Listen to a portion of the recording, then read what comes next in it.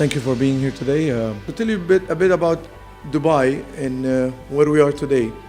As we all know that the industry started basically back in 1966 when the first oil field was discovered in the city of Dubai in the United Arab Emirates. Of course, the development has grown after that. If you look at the chart over here below, it shows you the indication of the non-oil sector and also the oil sector. By the millennium, the first, free zone dedicated to 5 different clusters was established. And in 2000, we have announced the first project under TCOM Investments, which is the Dubai Internet City.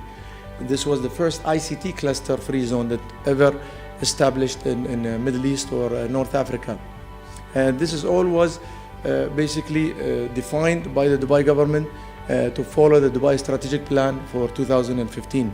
As we went ahead, the growth of the ICT cluster under TCOM has led to 4 other clusters as well. All these 5 clusters basically fall under TCOM Investments. They basically are divided into 10 to 11 business parks under TCOM scattered all over Dubai. However, I will be focusing more on the media cluster and what has media cluster has done to grow the industry. As many of you know today that Dubai Media City was established back in 2000. This was the first media-free zone in the Middle East and North Africa, focusing on attracting and developing the media industry. Dubai Media City project basically have led to 2 other new cities which later on were born to focus on the development in the industry.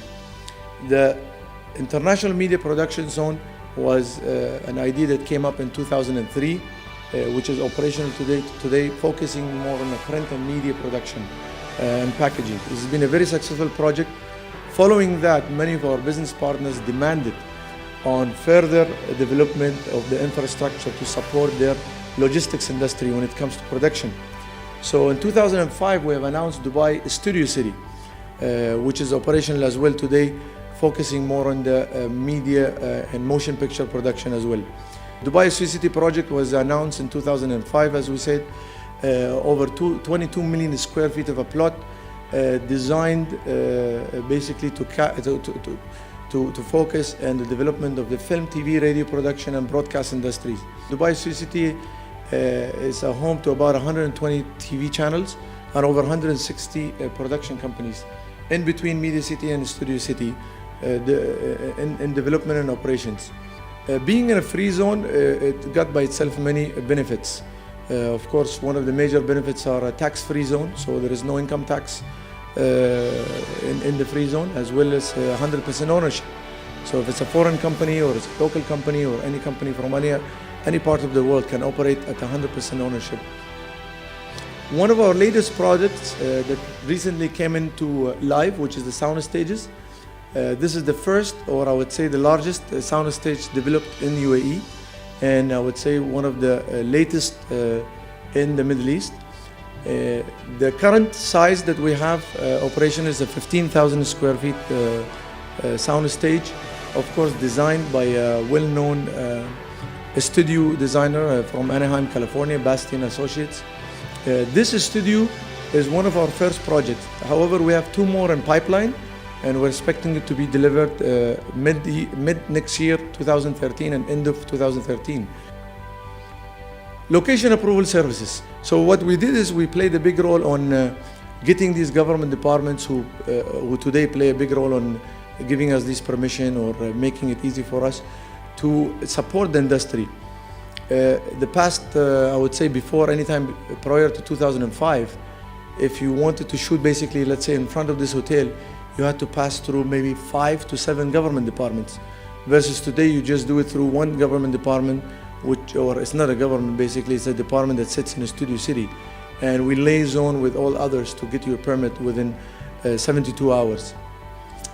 Giving you some statistics, starting from 2008 till about end of 2011, we have managed to attract about 215 films to Dubai from all over the world, being Hollywood or being Bollywood, China, UAE, and the region as well. Definitely commercials has taken the largest, I would say, portion of the chart here by having over 1,400 commercials shot in Dubai. The film has attracted over 250 million dirham on spent in Dubai. And when I say spent, this is not a revenue that is made by Studio City or by us. This is a money that has been spent overall in Dubai. And this is an actual number that has been picked up from the applications that has been submitted by all these production companies.